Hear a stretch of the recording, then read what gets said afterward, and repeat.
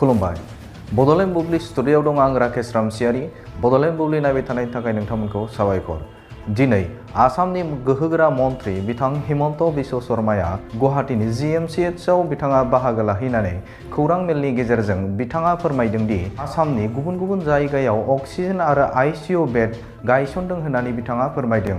बिथाङा दिनै बरपेटा मेडिकेल कलेजाव 32टा ICU बिसिना थियारि खालामबाय। बेनि अनगायैबो बिथाङा शिवसागर मेडिकेल कलेजाव मैया गासै 60टा ICU बिसिना रेडि खालामबाय। लोगोसेनो आर्मिनि चिफजों सावरायनानै तेजपुर मेडिकेल कलेजाव 60टा बिसिनानि थाखाय ICU खालामनो थिरांथा लादों। लोगोसेनो गुवाहाटी MMCआव 72टा ICU प्लास अक्सिजेन बेड थियारि खालामबाय। बेनि अनगायैबो आसामनि गुबुन गुबुन जायगायाव गोदानै बिथांखि लानायफोरखौ बिथाङा फोरमायदों। नতুन ICU निर्माणৰ কাম আৰম্ভ হৈছে। এই গোটেই প্ৰজেক্টখিনি মই ভাবো পাৰ্কিংৰটো সময় লাগিব কিন্তু 56টা আৰু 24টা যেটো 56টা GMCHত 24টা কালাপাহাৰত আমি সোনকালে শেষ কৰিব পাৰোঁ। আজি আমি বৰপেটা মেডিকেল কলেজত 32খন ICU বিছনা নতুনকৈ আৰম্ভ কৰিছোঁ। শিলচৰ মেডিকেল কলেজত যোৱাকালি 60খন নতুন ICU বেড আমি আৰম্ভ কৰিছোঁ। অলপ আগতে আমাৰ স্বাস্থ্য বিভাগৰ প্ৰিন্সিপাল সেক্ৰেটাৰী সমীৰ সিনহা ডাঙৰীয়াই আৰ্মিৰ GOC 4 কৰৰ লগত আলোচনা কৰিছে যে তেজপুৰ মেডিকেল কলেজত 60খন বিছনাযুক্ত ICU এটা বনাই দিয়াৰ বাবে তেওঁলোকৰ দ্বাৰাই বনিব। আমি বিল্ডিং দিম, তেওঁলোকে অক্সিজেন পাইপলাইন আদি বনাব আৰু ভেন্টিলেটৰ আদি তেওঁলোকে আমাক দিব। GOC আমাক জনাইছে যে আমি এই কামটো কৰি দিম আৰু মই ভাবো যে অহাকালিৰ পৰা সেই কামটো আৰম্ভ হ'ব। যোৰহাটতো অহাকালি আমি আৰু কিছু নতুন ICUৰ কাম সমাপ্ত কৰিব পাৰিম বুলি আমি ভাবিছোঁ।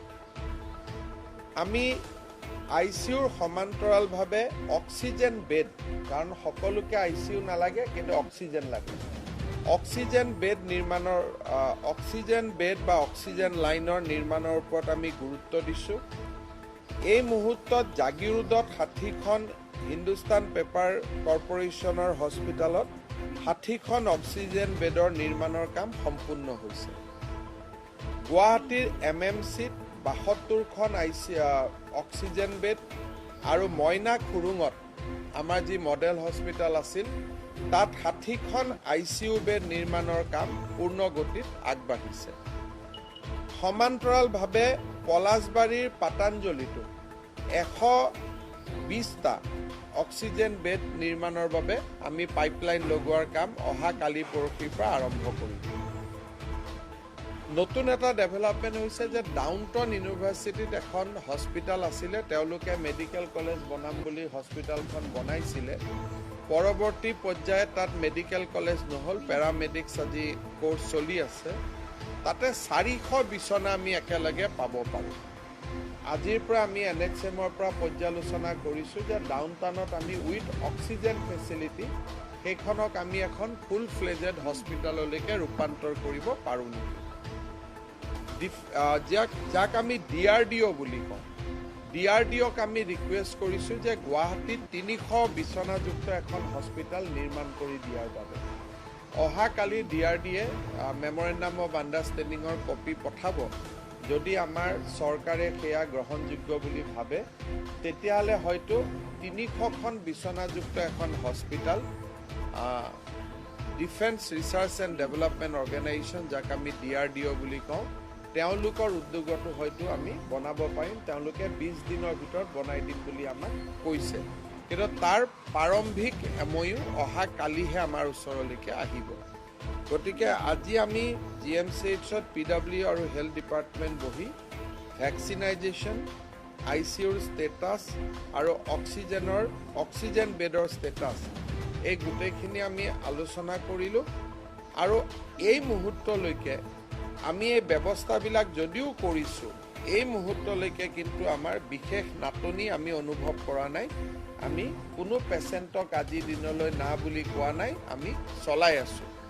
আৰু গুৱাহাটীত যোৱা 3-4 দিন ধৰি 1500ৰ তলত কেছ চলি আছে আৰু সেইকাৰণে আমি অলপ প্ৰেছাৰটো যদিও আমি পাইছোঁ তথাপিতো প্ৰেছাৰটো আমি ল'ব পাৰিছোঁ মই ভাবোঁ যে কণ্টেইনমেণ্ট জোন আদি আৰম্ভ হোৱাৰ পিছত হয়তো কেছৰ সংখ্যা কমিব আজি আমি অসমত যিসমূহ এয়াৰলাইনে প্লেন চলায় তেওঁলোকৰ কৰ্তৃপক্ষসমূহকো আমি মাতি আনিছিলোঁ কাৰণ এৰোপ্লেনত বহুত বেছি পজিটিভ কেছ অহাৰ পৰিপ্ৰেক্ষিতত বিমান যাত্ৰা কিমান তেওঁলোকে সুৰক্ষা লৈছে কিমান ছেফলি আহিছে বা উঠোতেই কিয় চেক নকৰাকৈ উঠা হয় এই গোটেই কথাবোৰ আমি আলোচনা কৰিছোঁ আজি আৰু বিমান যাত্ৰাৰ ওপৰত আমি হয়তো নতুন SOP এখনো অহা কালি পৰহিৰ ভিতৰত দিব লাগিব কাৰণ বিমানৰ পৰা এতিয়াও বহুত পজিটিভ কেছ আমি পাই আছোঁ মোৰ ফালৰ পৰা এইখিনি ক'ব ৰেলে প্ৰায় কেঞ্চেল কৰি দিয়া হৈছে ভাৰত চৰকাৰে যোৱাকালিৰ পৰা ৰাজধানী আদি ৰেলবিলাক চব কেঞ্চেল কৰি দিছে গতিকে মই ভাবোঁ যে ৰেল এতিয়া 15 দিন অসমত আৰু ৰেল নোসোমায়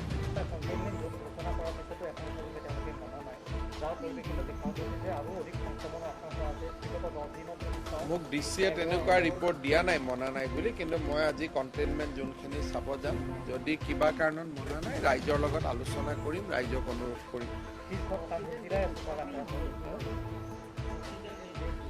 এতিয়ালৈকেতো আমাৰ GMCত অক্সিজেন বেড খালী আছে আপোনালোকে প্ৰিন্সিপাল মহোদয়ক ইণ্টাৰভিউ ল'ব পাৰিব মই যোৱাৰ পিছত কিন্তু তেওঁ এতিয়ালৈকে মই আগতে কোৱাৰ দৰে যে নাটনি এতিয়ালৈকে আমি অনুভৱ কৰা নাই কিন্তু অহা 6-7 দিনত পৰিৱেশটো কি হয় আমি নাজানো সেইকাৰণে এই কামবিলাক আমি কৰি আছোঁ ধৰক বৰপেটাত যদি নাটনি হৈছিল আজিৰ পৰা নহ'ব শিলচৰত যদি নাটনি হৈছিল আজিৰ পৰা নহ'ব তেজপুৰত যদি নাটনি হৈছিল আৰ্মিয়ে 60খন বনোৱাৰ লগে লগে নাটনি কমি যাব যোৰহাটত অহাকালি নতুন ICU আৰম্ভ হ'ব গতিকে য'ত আমি আজি কিবা নাটনি অনুভৱ কৰিছোঁ তাত পৰহিৰ ভিতৰত আমি কিবা এটা নতুন কৰিছোঁ যাতে নাটনি থাকিলেও এদিনতকৈ বেছি নাটনি নাথাকে গুৱাহাটীৰ অসমৰ ভিতৰত যাত্ৰী নাই কৰা কাৰণ তেওঁলোকৰ কেছ খুবেই কম তেওঁলোকে আমাৰ পৰাহে কোভিড পাই আছে বুলি ভাবে তেওঁলোকৰ পৰা আমি কোভিড পোৱা নাই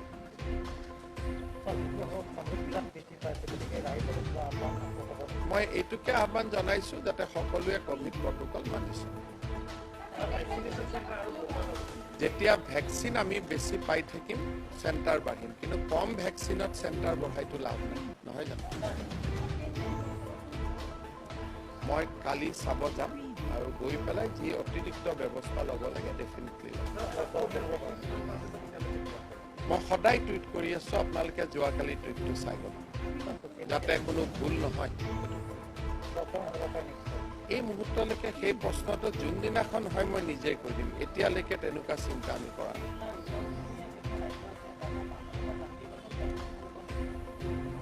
বাছত শ্ৰীৰামপুৰ বক্সিঘাটত আমাৰ চেকিং চলি আছে ইভেন প্ৰাইভেট গাড়ীটো আমাৰ চেকিং চলি আছে উত্তৰ পূবৰ ক্ষেত্ৰত আমি কৰা নাই কাৰণ সেইবিলাক হাই বাৰ্ডেন ষ্টেট নহয় ধন্যবাদ